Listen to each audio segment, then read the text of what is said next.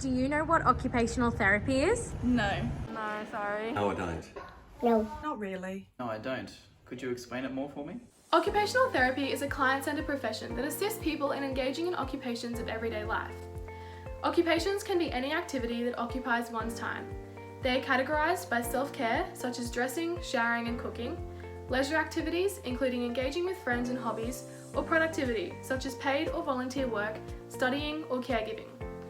Occupations take the nature of being meaningful, purposeful, active, contextualised and impacting health, whether it be positively or negatively. Occupational therapists focus on promoting health and well-being by enabling people to participate in the everyday occupations of life.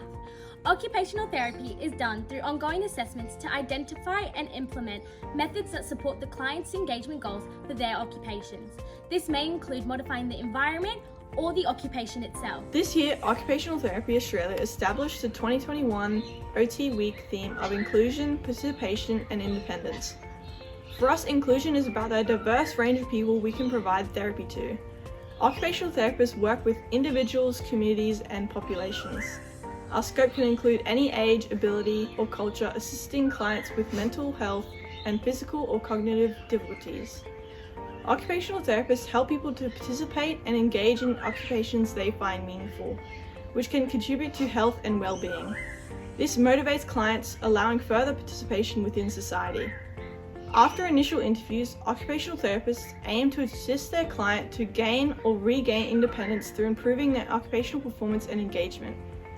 These concepts celebrate the role occupational therapists play in supporting people of all abilities to engage in activities that they find meaningful. Inclusion, participation and independence for the OT Week theme, that is so important. I think it's at the crux of what we should be doing as occupational therapists. An example of occupational therapy in practice is Stan.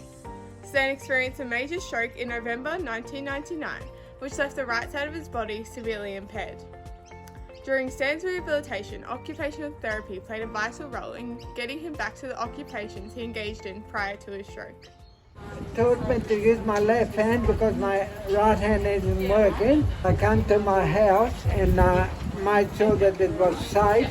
A major component of occupational therapy is that it is client-centered. When we get clients at the beginning, it's quite a collaborative process. I've really noticed that clients tend to open up a lot more, they're a lot more comfortable with us, and they're just willing to have some of those deeper conversations that occupational therapists have to have. Occupational therapists build rapport with their clients to understand their occupational needs and wants and what the client is having trouble with. The occupational therapist will interview the client, perform assessments, establish occupational goals, and implement strategies that aim to improve their occupational engagement and performance. To ensure Stan's occupational therapists were practicing in a client-focused setting, they focus on assisting him to adjust to his new way of living, achieve his occupational goals, maximise his recovery, and make sure he is entirely safe upon returning home. The main goal is the patient's goals. You must never forget the patient. What were Stan's primary goals? Stan's primary goals was to mobilise independently, to return to functioning at home independently. The key word there is independence, to return to driving, to establish that he wanted to retire. Probably went pretty close to maximising his return, as much function as he was to get after a very significant stroke. Thanks to occupational therapy, Stan has regained much of his independence and his ability to engage and perform in the occupations he previously did. Stan continues to enjoy cooking, gardening and volunteering at the QE2 hospital, where he received his occupational therapy.